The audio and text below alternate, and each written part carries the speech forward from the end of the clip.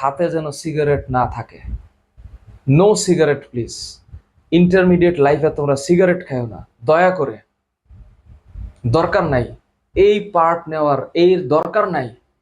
আর আমি রিলেশনশিপের কথা বলেছি, নতুন করে রিলেশনশিপে জড়ানোর সময় ইন্টারমিডিয়েটে না।